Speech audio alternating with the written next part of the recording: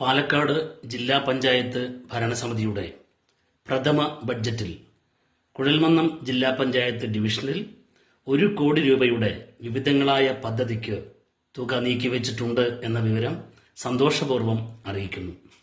നിലവിൽ നടന്നുകൊണ്ടിരിക്കുന്ന വികസന പ്രവർത്തനങ്ങളും ജില്ലയുടെ പൊതുവായ പദ്ധതിയുടെ ഭാഗമായി നമ്മുടെ ഡിവിഷനിൽ ലഭിക്കുന്ന മറ്റ് വികസന പ്രവർത്തനങ്ങൾക്കും പുറമെയാണ് 1 കോടി രൂപയുടെ വികസന പ്രവർത്തനങ്ങൾ ബജറ്റിൽ ഉൾപ്പെടുത്തിയിരിക്കുന്നത്.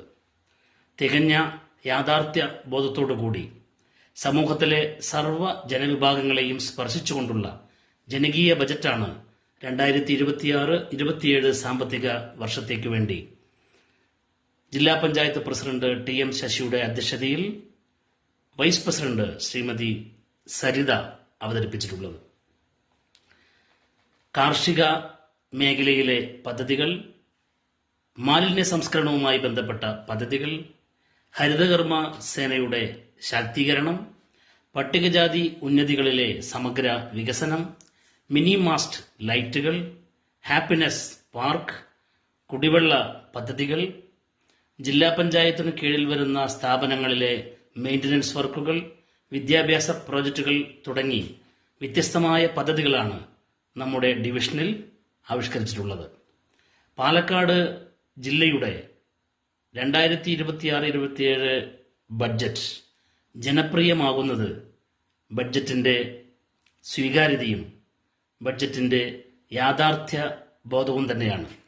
കാർഷിക മേഖലയ്ക്ക് ഏറെ പ്രാധാന്യമുള്ള ജില്ലയാണ് പാലക്കാട് ജില്ല.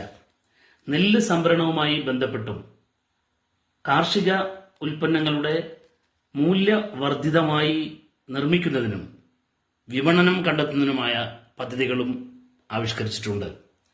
നെൽകൃഷി സമൃദ്ധി പദ്ധതിക്ക് 10 കോടി രൂപയാണ് ജില്ലയിൽ നീക്കിവച്ചിട്ടുള്ളത്.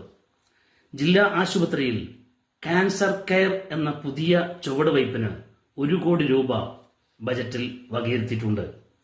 ഡയാലിസിസ് രോഗികളുടെ പ്രാധാന്യവും പ്രയാസങ്ങളും കണക്കിലെടുത്തുകൊണ്ട് 2 കോടി രൂപ അതിനുവേണ്ടി മാത്രം ഈ ബജറ്റിൽ നീക്കിവച്ചിരിക്കുന്നു. ട്രാൻസ്ജെൻഡേഴ്സിന് താമസമൊരുക്കാൻ 1 കോടി രൂപ ബജറ്റിൽ വകയിരുത്തുക വഴി എണ്ണത്തിൽ ചെറുതെങ്കിലും എല്ലാവരെയും ഈ ബജറ്റ് ചേർത്ത് പിടിക്കുന്നുണ്ട് എന്ന് ഒന്നുകൂടി ഊന്നുകയാണ്.